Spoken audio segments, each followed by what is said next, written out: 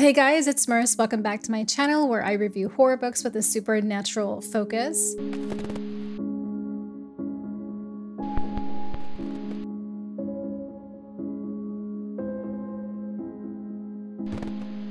In today's video, we are going to be opening up the September Abominable Book Club box from the UK. I'm a little confounded because this box is in the best condition I think I have ever received an Abominable box for a long time. This was very pleasant. What's going on? But anyway, we're going to open this up and see what's inside, so let's go ahead and get to it. But before we do that, don't forget to comment down below. Let me know what you think about this box, and also subscribe if you would like to get more videos from me about horror books.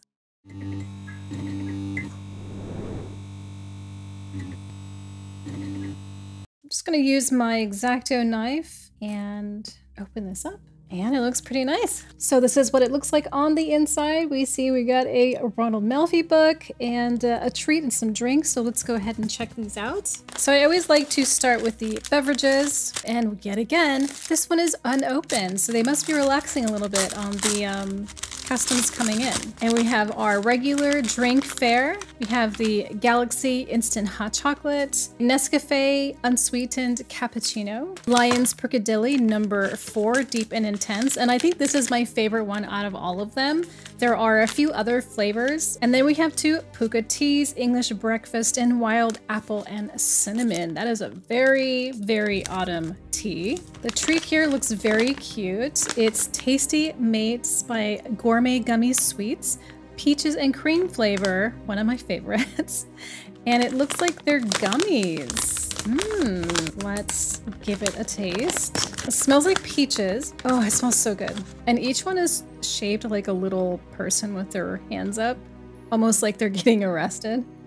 I thought it was gonna be chewier like a regular gummy bear, but it's really kind of soft. This is very good. The cream is very light, but the peaches comes through really clearly. It's very sweet, but very not cloyingly sweet. Very, very tasty, mate. So I see the books on top, but I'm going to hold off on those and look for the bookmarks, the pin, and other things of that sort. Seems to be a variety of things in here. Oh, and then we have another letter or 2. Okay, so we'll put the books back and let's take a look at these things. So I do see 2 bookmarks here. I see some book plates, but let's pull off on those until we get to the books. And there's this envelope here. This is intriguing. Never really received something like this before. I have no idea what it is. Let's open it up. Okay. Comes in another mysterious cardboard piece. What?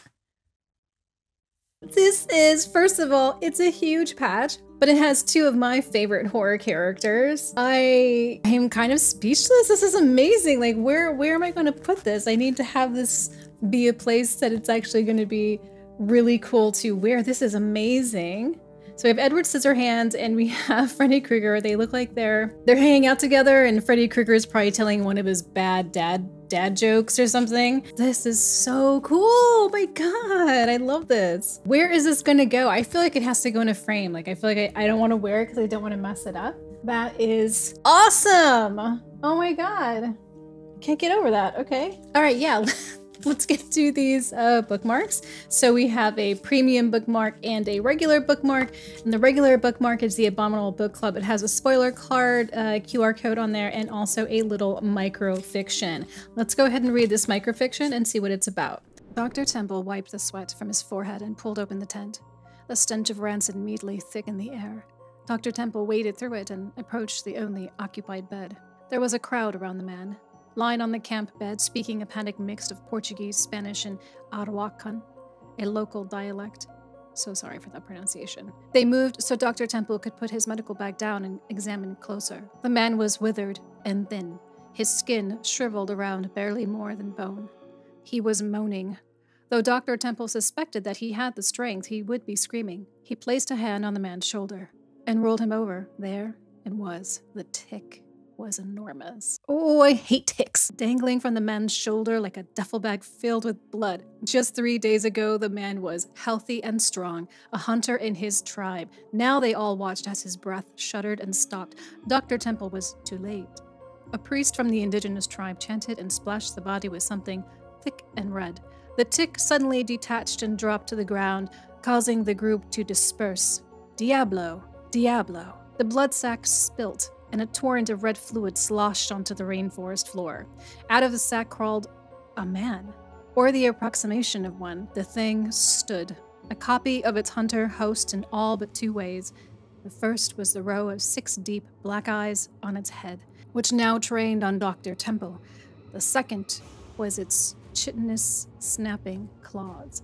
The creature screeched, and Dr. Temple knew it was the last thing he would ever hear. I hate ticks so much, but there's one other insect I hate more, which is mosquitoes. A couple of weeks ago, there was a mosquito like buzzing around the wall, and I was on the computer playing Slay the Spire, I think, and I saw it and I just smashed my hand against it and it burst. It was like full of blood, and we were like, whose blood is that? Is it my blood, or is it your blood, or is it the neighbor's blood? This is gross.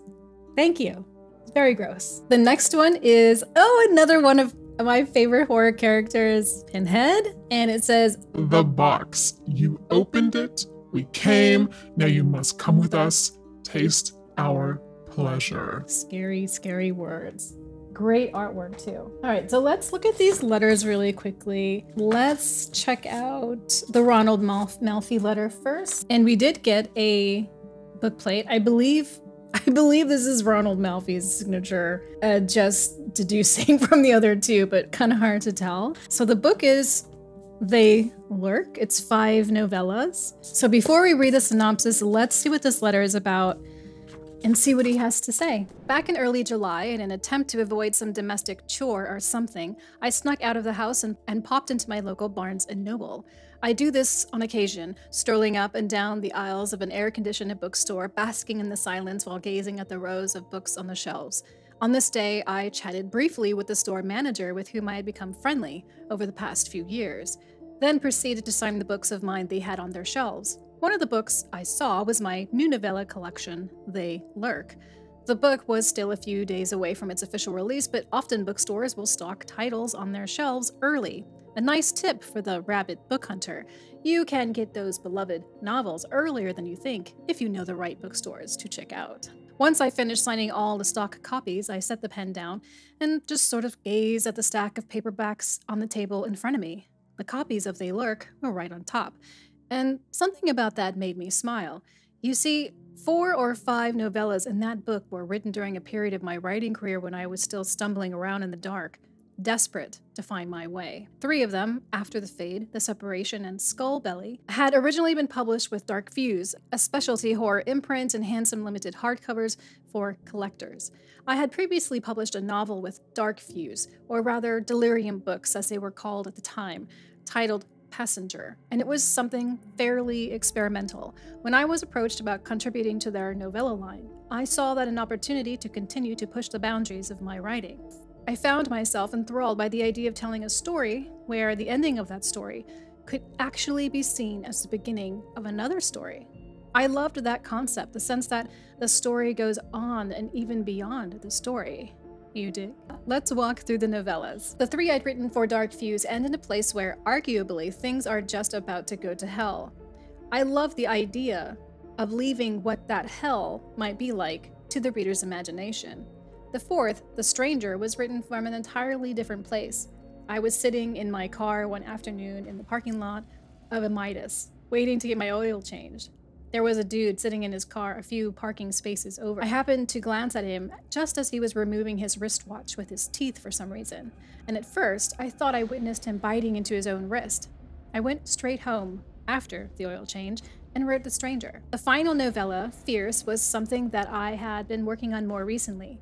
When the opportunity to compile the collection of novellas came about, I felt Fierce was a good juxtaposition to the very masculine, heady, testosterone-driven tales that had come before it.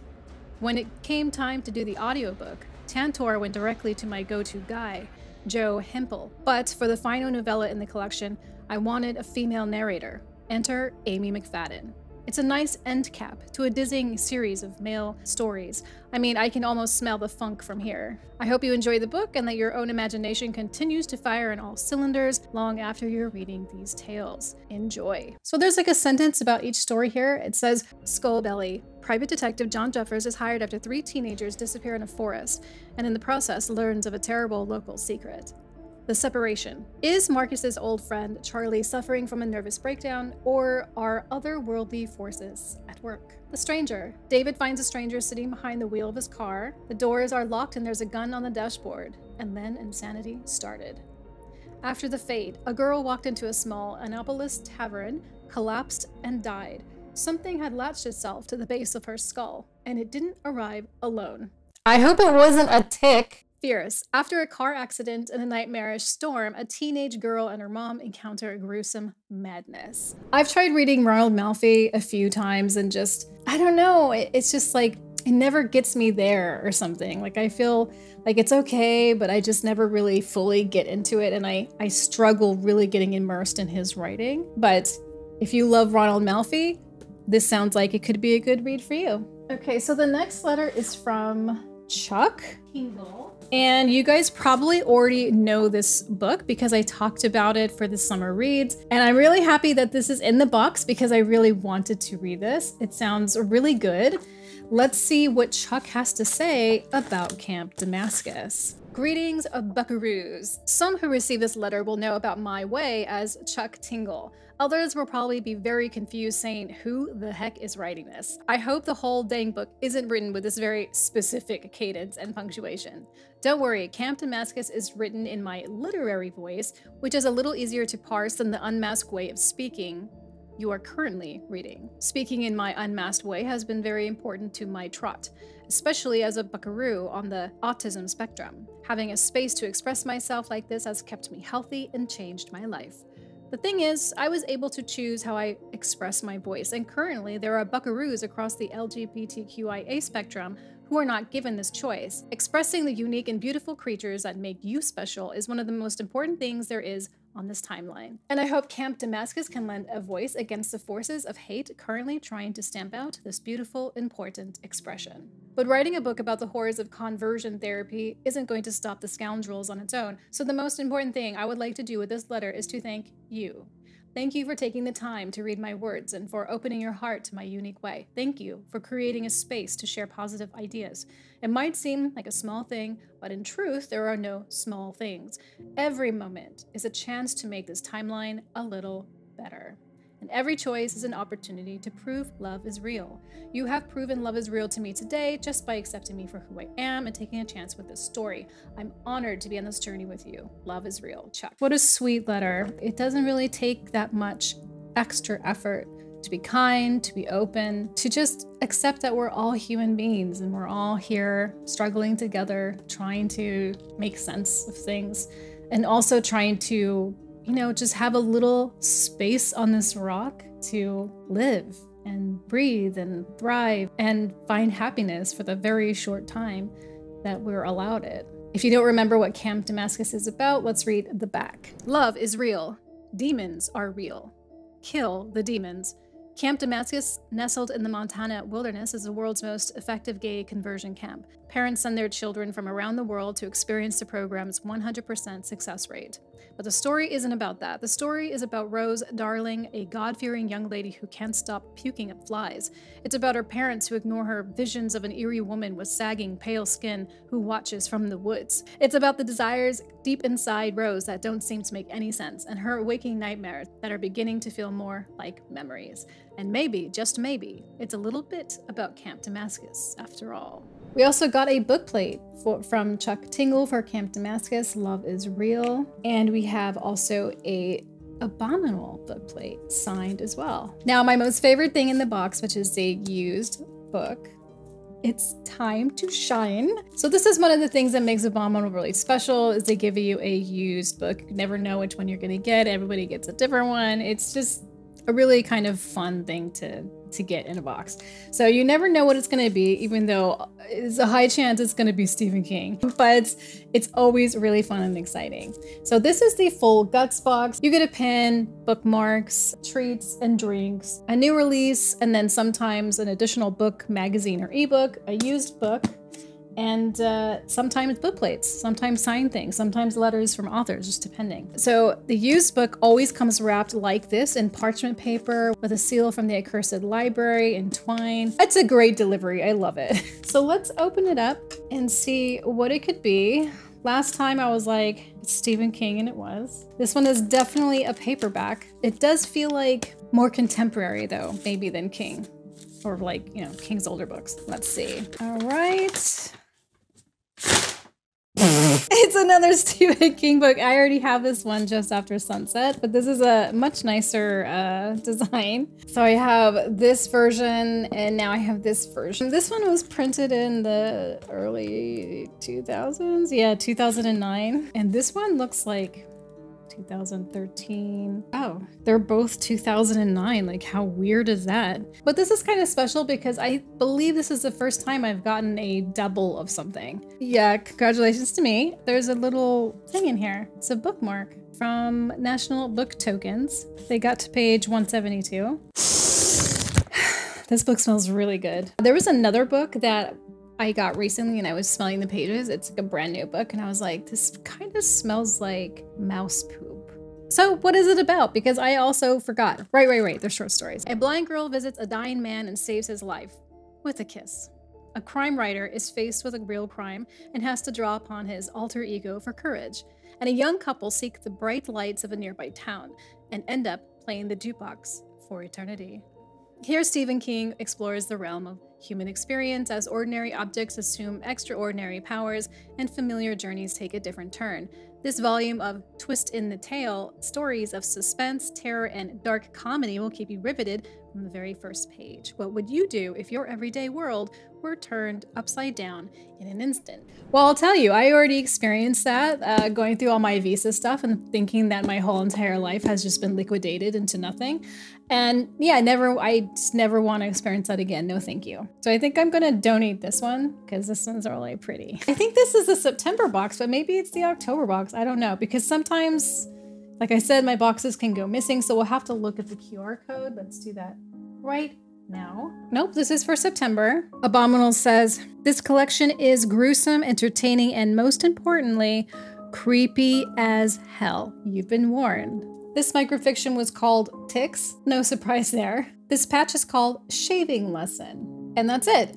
So this box was really, really exciting. One, I got a book that I really wanted to read. Do I even have to say anything more about it? I don't think so. The gummies are really, really good. The bookmark for Pinhead is awesome. If you remember, in the August box, there was a substitution and we were gonna get that book for August in the September box, which is probably why we have two books with signed book plates here. So anyway, this was a September box. I hope that you enjoyed this unboxing. I think there was a lot of really fun things here. I cannot wait for what October's box is going to be. I do have a little bit of anxiety because for some reason, I end up not usually getting my October boxes. I don't know what happens. They just get lost in the mail. They just go all over the place. It is so frustrating. But I'm going to, leave a sacrifice to the Halloween gods and hope it comes. Thank you so much for hanging out with me today on this very sunny Tuesday. Please take care of yourselves, look out for each other, and I will talk to you next time.